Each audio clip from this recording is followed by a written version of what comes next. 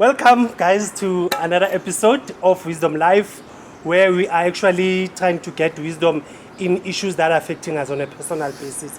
So today we are looking into issues of depression, into issues of disappointment, issues of trauma and failures generally. So we have invited our dear brother, Pastor Stephen Molakeng. Welcome, my brother. Welcome. I almost said welcome to. Thank you so much. Thank you for having me. Yes. Please assist us, my brother. We have seen in our country recently our artists going through depression, committing suicide, and we are really not sure. Some people say it's a spiritual issue. Some people say it's an illness, it's a mental illness. Can you, from what you do, please explain to us shortly what you do, but also let's get into the issues of what you have found to be some of the underlying causes behind some of the suicides that we have seen. Thank you for having me. Like I said, my name is Stephen Molakeng. I'm a doctor who's dealing with family therapy, group therapy. I work in Dr. S.K. Matsiki Memorial Hospital in Soweto, Kukasi. An interesting subject. I believe one of the things that we have as a human beings that we dismally fail to understand is that man is man, the mind, man is man, the spirit, and man is man, the body. Yeah. And usually when you come into a facility like this, we treat the physical part. We treat the mental part, but we then forget about the spiritual part. I believe the spiritual part for me is the thing that holds the circumference of a tent together. If you have a pole that's holding a tent, the other small ones could be very strong, but if you don't have the central part properly positioned, then you're going to have a failure of a tent completely. So I believe if you do not bring balance into humanity as a whole, you're going to have a problem. If you don't bring balance in men generally, let's speak about men, because a lot of times we're dealing with men who are the ones who are suicidal, and who are the ones who are facing a lot of traumas, who are the ones who are facing a lot of illnesses, all sorts of illnesses that are happening to men. But I can almost assure you, we have a wellness class here, and we have a wellness ward. Men are not here. You could have close to about 4 to 3 men, 2 men at the most in a ward. And women are here. That by itself further lets you know one of the biggest pandemics that I believe we have at the moment that we are not dealing with. So if we're dealing with suicide, and the question was, can we have it in the spiritual sense? Yes. And we can have it also in the physical and in the mental space. But do we have general reasons when we can say this person committed suicide, or this group of people? If we research, we realize that these are the common trends as to why they could have committed suicide. Or it's just too broad? I think it could be too broad, but however, we can narrow it to one thing at the moment. Yeah. We come from a season of COVID. Yeah. COVID, let alone it being a sickness, it also affected the financial aspect of people generally. So families are divided because of money. So I would say the communication in terms of finances, the economical structure of a family, of a society, has been affected by COVID. So if this happens, automatically life is going to be structured or restructured one way or the other. Kids are no longer going back to the schools that they used to go to. Put it this way, now we're living in a society where women are getting more jobs than men. Yeah. And if that happens, we put it this way, they said, but at this day, a woman brings the cow, she owns the cow, she owns the table that the cow sits in. It's all gone. But so the dynamics of family are changing.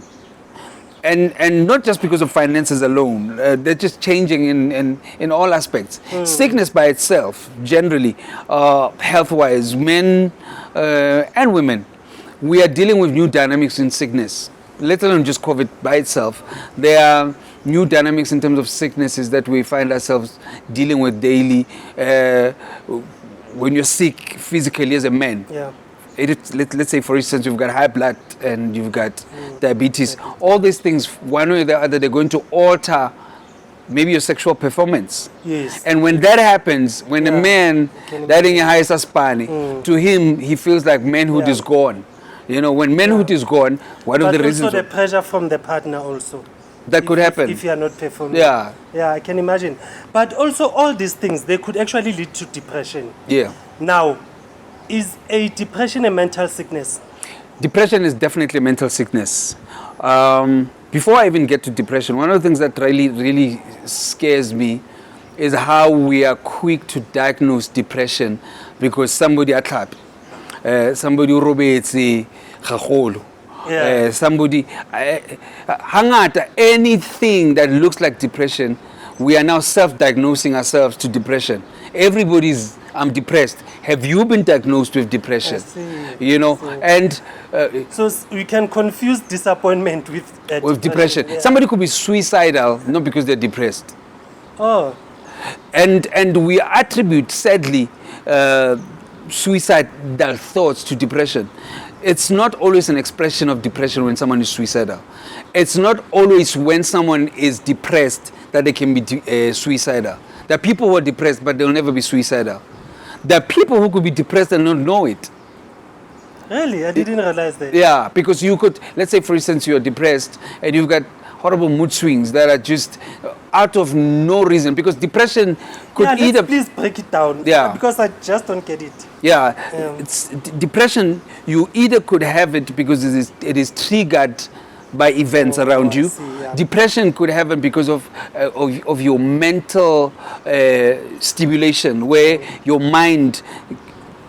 I will not go into medical terms because Yeah. it will baffle a Yeah, lot. yeah. But you find that your mind is increasing in chemicals that are not see. supposed to happen. So everything is right, but you're just depressed. So you find that it is really not triggered by anything.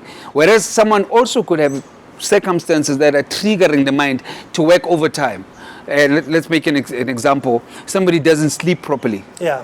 all the time. So you've got sleep disorder. When that happens and you're not sleeping all the time, that could make your mind work overtime, releasing enzymes that it's not supposed to. That could lead to depression. But then you could have people who are really not depressed, who some of them are spoiled brats, and it happens. So someone just threatens everybody because they have attention-seeking syndrome. They just want attention, so they would attempt suicide just to get attention. Yeah. You know, I've always thought depression is some kind of a heartbreak or some kind of a disappointment, deep disappointment. Yeah. Would I be wrong if I think so? Because If we analyze it and leave it at that, and then we meet somebody who's not disappointed, but they're depressed, then we think our kids is away. Because, like I was saying, depression is a chemical reaction more than is it a emotional. It affects your emotional, but it doesn't start from the emotion. It actually starts from the brain. and then does the external factor matter? If I'm rich or poor, you know, can a rich person be depressed? Everybody across the board Yeah. gets depression. So, so a poor person can be depressed because of their poverty, and yet we've got a person who's rich who still get depressed while they've got money. Yes. So money would not be the reason why you're not depressed. Because you could have money and you could be triggered by where am I spending my money, and your spending habits could also alter your health habits in a lot of ways. Let's say someone has money, they decide to fly to Dubai a lot of times. They're living recklessly, and it alters their health as well. So if you're not eating very well, if you're not sleeping very well, if you're not resting very well, if you are surrounded by negativity all the time, let alone your financial status, you could then get into a space where either you're suicidal or you're depressed or you're angry, or you've got all other aspects of sickness, of mental health, in terms of sickness that could affect you. There is always going to be a dilemma, and I'm asking you because you are a pastor. We always like to include faith in these things. You know, when we are poor, we'll say pray instead of going to work. And when somebody is depressed, we'll say, no, put on the garment of praise. Now, it's a tricky one. We do think that, as Bible reading people, that depression is just heaviness. It's a spiritual heaviness, and it's something that you need to cast with prayers. How true is that? Very good question. Yeah. Let me show you another angle that Yeah. we're not aware of. Yeah. Before I got trained as a trauma counselor, Yeah. because I did trauma, there are people we used to look at and think, of course, every sickness emanates from demonic expression of some sort. Yeah, activity. But there are people you find that they express things that looks like it's a demonic manifestation, whereas it was just a state of trauma. Trauma could be locked in your head for about 10 to 20 years without you knowing that you have trauma issues. One day, out of nowhere, you explode. When you explode, we don't understand why all of a sudden this person is exploding when they were okay all the time. When that happens, in a lot of churches, they would run to believe there's a demonic activity. And maybe the person gets delivered. 2 weeks down the line, they're back to square one. You treated the fruits, but you did not deal with the roots. So one of the things that has helped me in terms of what I've been trained to do is that after we've delivered you, I believe in deliverance in that sense, but after we've delivered you, can we deal with the underlying issues of why you got there in the first place? So if we're not dealing with the roots of the problem, if we're not dealing with the roots of your trauma, typical example, you drive, you get an accident in another sport. Yeah. Every time you pass that spot, you've got issues with trauma. I see. And a lot of people, you find that that person is avoiding that spot. One day when they find themselves in that spot or with a similar situation that reminded them or reminds them of the accident, they explode. That's not demonic. That's a trauma issue. So if we don't deal with the trauma issue, every time you get a trigger, they call it a trigger. So every time you get to a space, there's a trigger that triggers you to react based on your past experiences. Definitely you're going to explode. So if we don't go to the roots of where the problem is, psychologically, then you're going to have a problem. All right. Yeah. So are we saying, therefore, things like depression, trauma, they cannot only be addressed spiritually by being laid hands upon in church for prayer? Most definitely. Can Jesus deliver you? Most definitely can deliver you. Yeah. But you know one thing that I like? The Bible speaks about a man who had 2,000 demons in him. Jesus, after he delivers him, the demons say something very interesting. They say, "Oh, you can suffer us, you can take us out of this person, but suffer us not to leave the region." Okay. So demons, they thrive in a place, in a constant. Let me show you something. I use the word depression in this form. Yeah.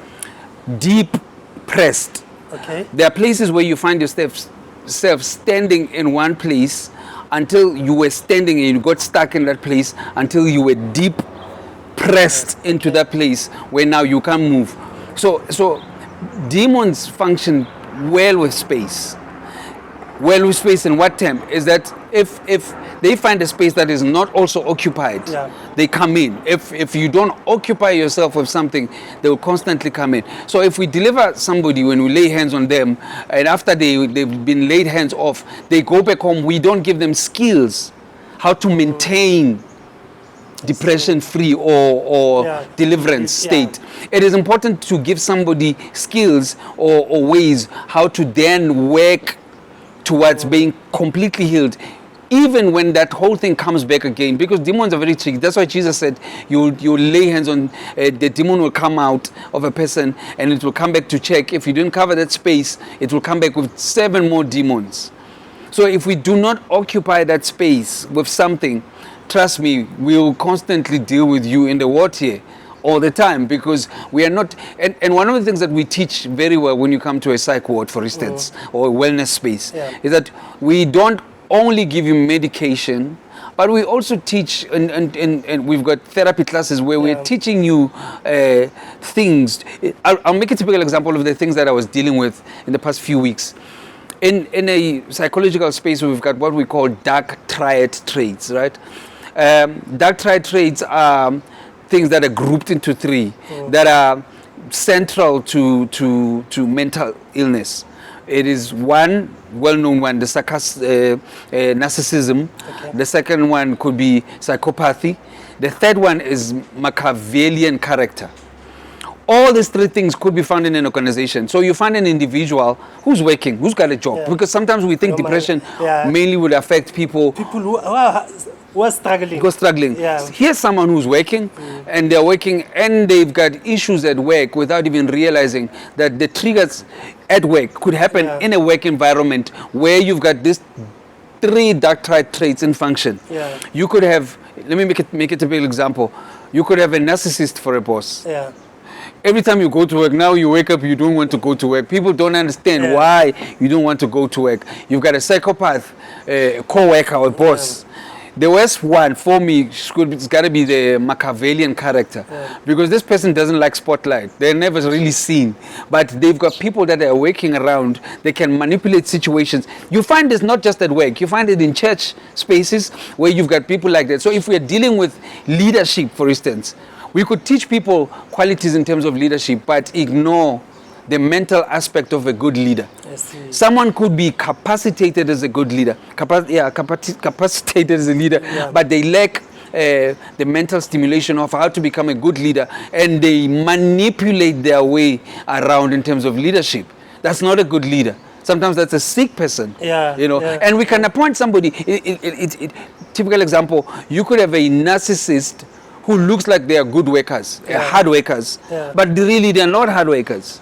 You could have a Machiavellian character who picks up foot soldiers around him, and they look like, hey, these people are diligent. They are team worker. Yeah. But are they a team worker? Because every time you look back, you realize that when things are going wrong in an organization, it always points to him or her in that space. You know. So if you don't have these skills, you pray, also you roll on the Because floor. that's my worry, because the church doesn't know these things, doesn't address these things.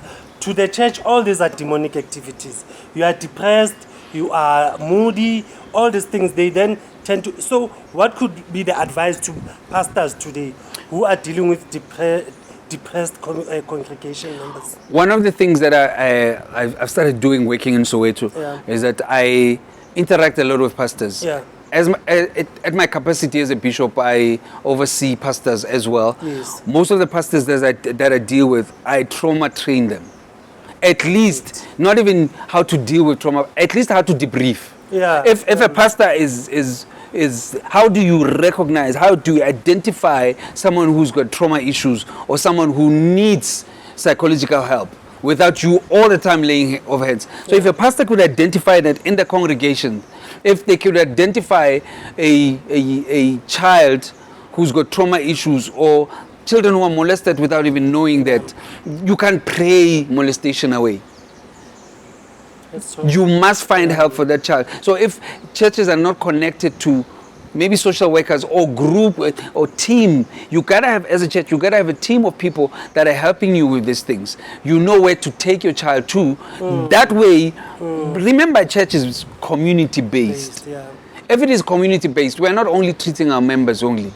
We've got community issues that are happening around us. If we are to be an effective church, it is important to understand the issues that are dealing with it. We are good when it comes to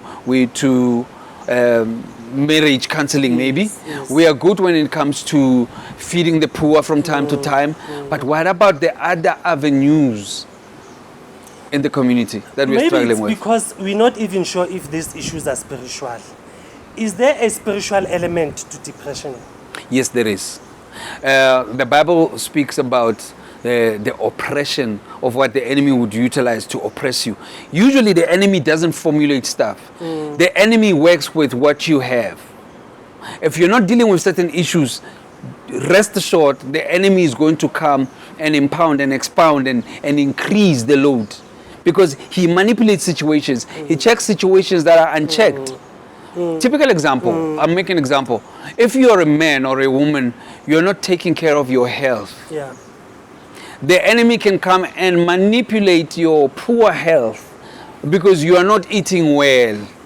If you're not eating well, you're not taking good care of. I'm 51 years of age right now. Yeah. It's not prayer that makes me look this way. Yeah. Yes, it's the grace of God. Yeah. Trust me, the grace of God Yeah, keeps us yeah. that But way. there's a role you But must there's a role you must play. If you're not eating well, if you're not resting, if you're not sleeping, we're dealing with men a lot of times who really don't go to check. We've got one of the issues that we're dealing with badly right now is men and prostate cancer. Okay. So if a man doesn't go to a doctor, physiology Yeah. doctor to Or just check on general them, checkup. Yeah, general we don't, checkup. Let yeah. us check if you are dealing with prostate, so that we can avoid now laying hands on you because you've got cancer.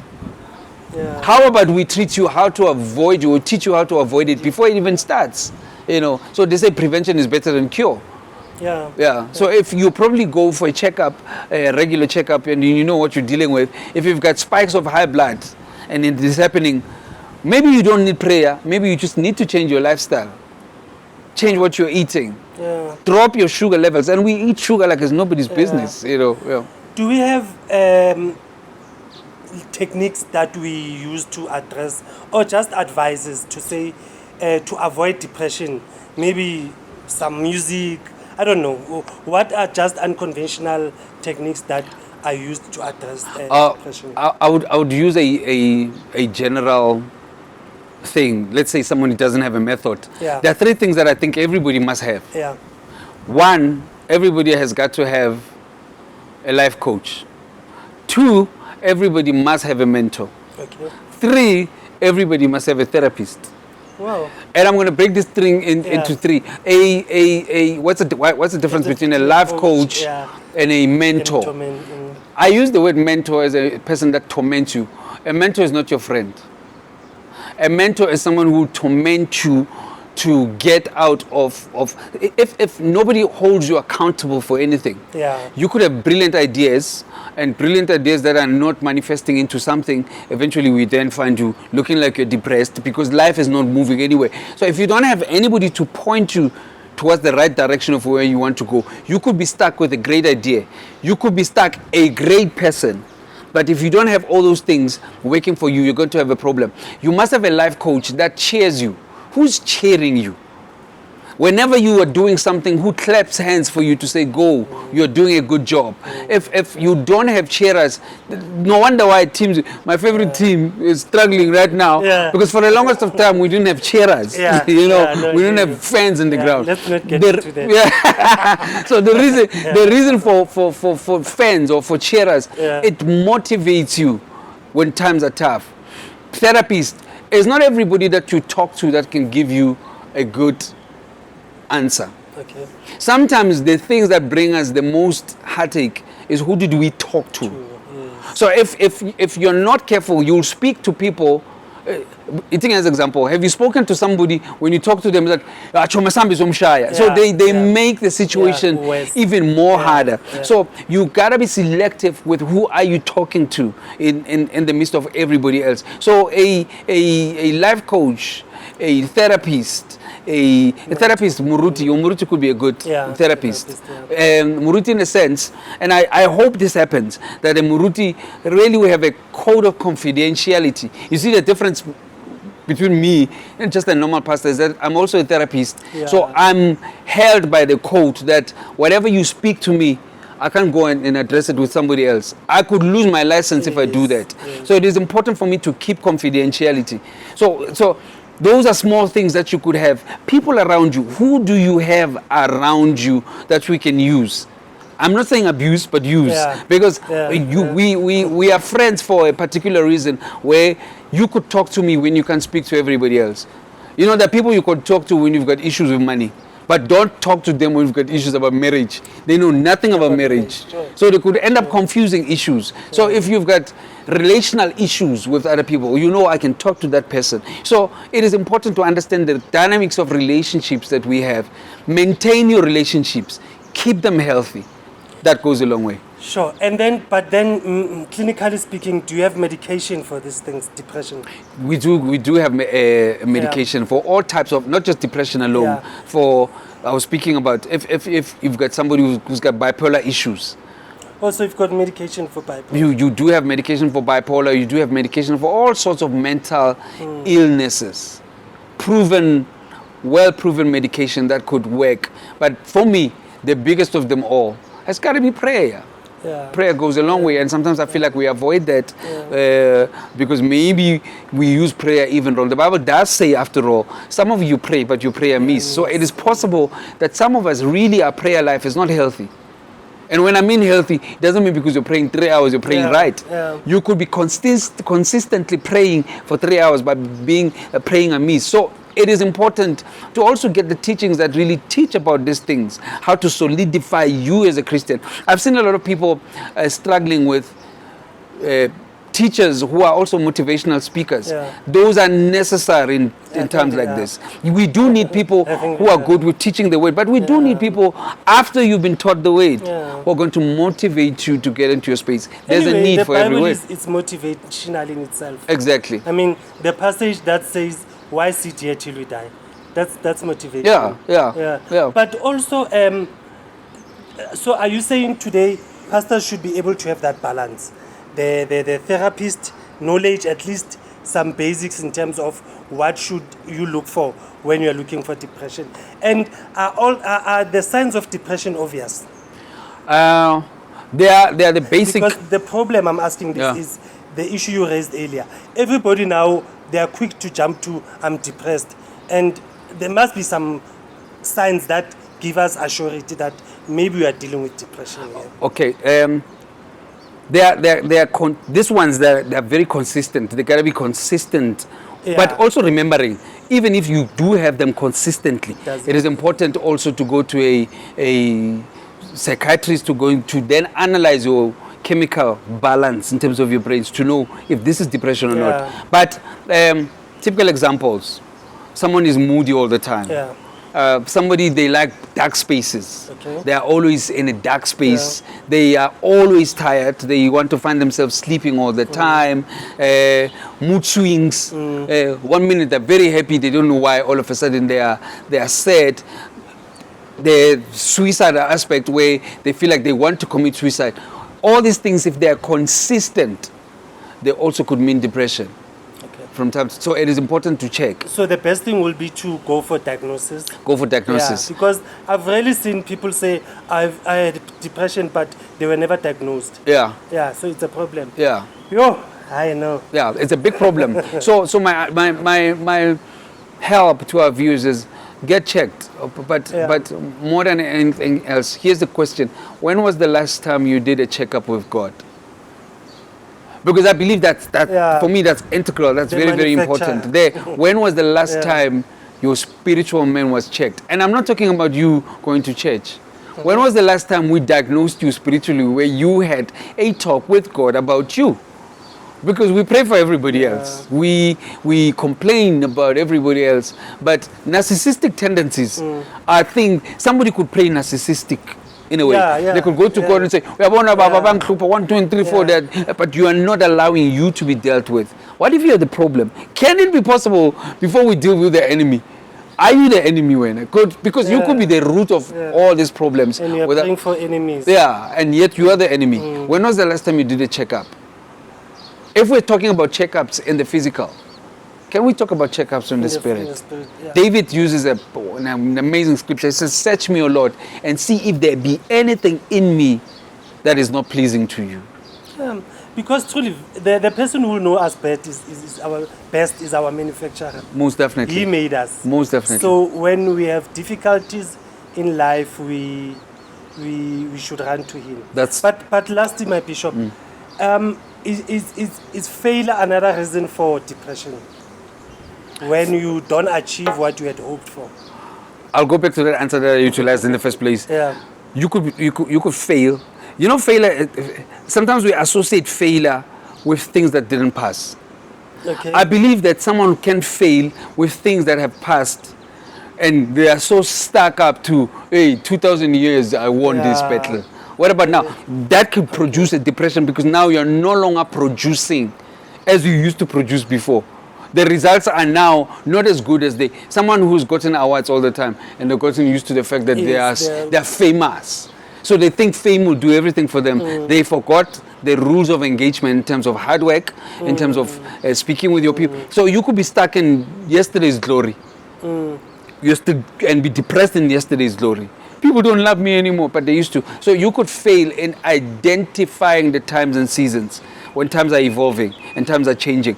One of the ways that I think for every musician, every person in any community is learn to pivot.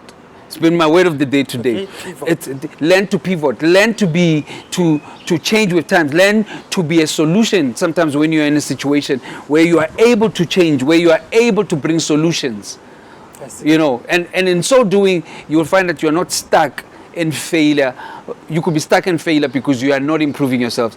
My short story, I got here as a musician. I was telling you earlier, and I got here as a musician and as a pastor. As I got here, I realized I could be stuck in one aspect of what I was doing, which was pastoral care. But I grew with it as I grew. That's how I got my PhD here, working here, because I realized there's a space that I could fill. And as I grew, I didn't just want to be identified as a man of God, as a musician, but I wanted to grow in aspects of me helping the people that are around me. That's why I found myself in the community that I grew up in. I'm still in Soweto, Baba, serving the community of Soweto with knowledge, with spiritual care, and with all aspects of life. It's funny that I've known you for a very long time now. I didn't know about that. You've done PhD, you're doing well here. And we thank God that we are able to share your experience with us today. And I hope we learn, guys. I hope this episode will teach us, especially people who are into music and entertainment industry, them because of the suicide we have seen. Failure or disappointments or no longer being relevant, it's not a reason to commit suicide. Yeah. In fact, there is no reason to commit suicide. I think today that's what we're dealing with here. We're dealing with people's ambition that are shattered. We've got artists that are disappointed because they thought their project will be the biggest thing ever, and it doesn't become that. Yeah. So I think in closing, let's just address that to say what we must do if you're having those suicidal thoughts. Let me start here. Yeah. And this happened with a lot of, it happened with me as a musician, is that your gift, can it be possible that your gift might not be your calling? Remember the Bible says your gift will open doors for you before kings. So it's not, your gift could be a door opener, but it doesn't mean it's something that is going to sustain you when you are inside of the palace. So if it opens a door, what is it that is going to sustain you, to keep you? There's a difference between a gift and a calling. Okay. A gift or a talent, it's something that leads you to your calling, where you will identify and usually callings are things that irritate us the most. If you get irritated by, avoid them. So I'm going to this direction because, trust me, from time to time, all of us are going to face failures. But how do we pivot? How do we graduate? How do we grow from, as identify the difference between your talent and your gift? Because if you can, I used to be called a musician. There are lots of people who meet me and still identify me as a musician. I don't have a problem with that. However, we are what we respond to. If I constantly respond to being a musician all my life, I could die being a musician. And people could assume that's the only thing I do. But if I don't learn to pivot, to grow outside of that, I would miss what was assigned. Was I assigned just to come and sing? And I'm not saying there's anything wrong with that, because there are people who do it so well. And there are people who could do this and stay in that season. But sometimes you are gifted because there's something that God wants to show you. And let me tell you the honest truth. The reason why I had to find myself here was because I lost it all. There's a season where music didn't serve me very well. I lost my house. I lost everything that I owned at some point. Like literally, I went back on and stayed with my mom again. I lost it all. I stayed in my mother's house for a year. Nothing. I had only two things in my name. Was a TV set that I had and one pair of suits that I owned. That was the only things I had. And mind you, I had a beautiful house that I had to lose. It went away because of auction. And auction, that was not a demonic thing. It is because I didn't understand the issues of money. So if I did not understand, or I understood how to treat money properly and with respect, I could have probably maintained my home. But losing it all allowed me this opportunity to learn the things I didn't even know I was gifted in learning. here I am today because I lost. What's the word? Pivoting. Pivot. Pivoting. Yeah. Guys, I'm sure I'm full. I'm sure you're full, guys. Bishop, thank you a lot. Thanks a lot for this information. I hope it helps somebody. I hope it touches somebody out there. Guys, please don't forget to subscribe to our channel, share and like so that we can grow this platform. Thank you guys very much. We'll see you on our next episode. Thank you. Learn to pivot. Learn to pivot, guys. Sharp.